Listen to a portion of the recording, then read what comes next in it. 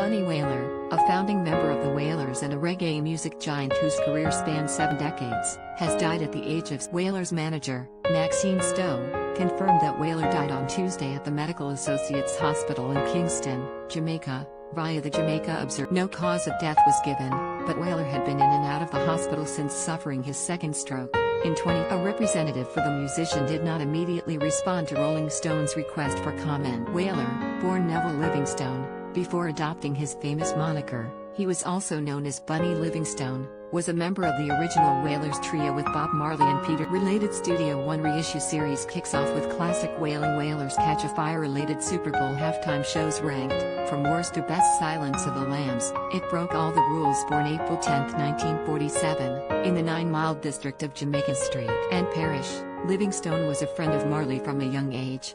Following the death of Marley's father, Norval, in 1955, Marley's mother, Cedella, lived with Livingstone's father, Thaddeus, in Trench Town, making Bunny and Bob near. While Marley and Livingstone were being mentored by Joe Higgs, the godfather of reggae, they met Higgs' fellow student Peter Tosh, the then trio. Then soon after, they were joined by singer Junior Braithwaite and backup vocalists Beverley, Kelso and Cherry Smith. Following a string of name changes that included the teenagers and the Wailing Wailers, the Wailers aligned with Coxsone Dodd's sound system and Studio One label, which employed songwriters and producers like Lee Scratch Perry and Jackie Mittoo, and released the Marley-penned Simmer Down, a #1 hit. Braithwaite, Kelso, and Smith soon departed the Wailers, leaving the nucleus of Marley, Livingstone, and Tosh intact. That trio recorded the band's debut LP, 1965's The Wailing Wailers, a collection of tracks the band recorded during. The Wailers then went on hiatus as Marley married his wife Rita and joined his mother in Wilmington, Delaware. During this period, Livingstone served a year-long sentence for marijuana possession. However, the 3 principal Wailers reunited upon Marley's return to Jamaica.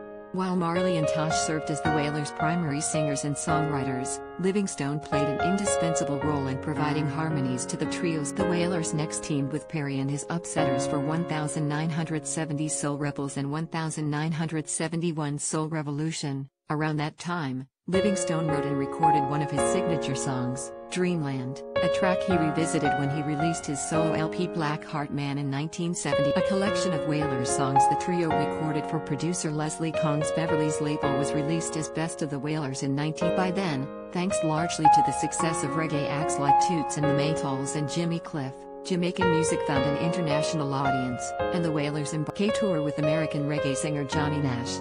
In 1972, the Wailers signed with producer Chris Blackwell and his Island Records, resulting in their 1973 classic and major label debut, Catch a Fire. Although the album and its similarly landmark follow-up, 1973's Burnin', helped propel the Wailers to international fame. Following the release of Burnin', both Tosh and Wailer left the group as Blackwell sought to diminish their roles and rebrand the Wailers as Marley's backing group, as well as scheduling a tour of the U.S. that tested Tosh and Wailer's strict Rastafarian faith.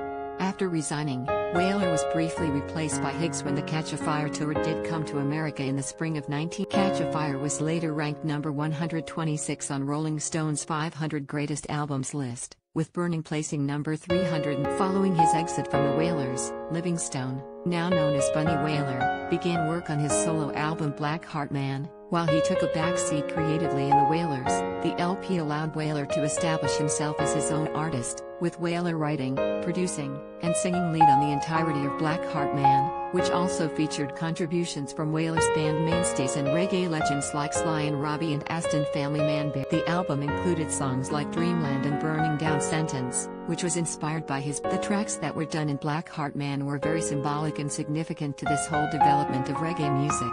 Wailer told Reggaeville in 2007, "I really consider Blackheart Man to be one of those albums that the universal reggae world should be focused." Blackheart Man marked the beginning of a prolific and fruitful solo career for Wailer, who would win the Grammy for Best Reggae Album 3 times in the 90s, for 1991's Time Will Tell, a tribute to Bob Marley, 1995's Crucial, Roots Classics, and the 1997's All-Star Hall of Fame, a tribute to Bob Marley's 50th anniversary. Reflecting on his career in 2016, Wailer told Afropop, "The Wailers are responsible for the Wail. Bob, Peter, and myself, we are totally responsible for the Wailers' sound, and what the Wailers brought to the world, and left as a legacy."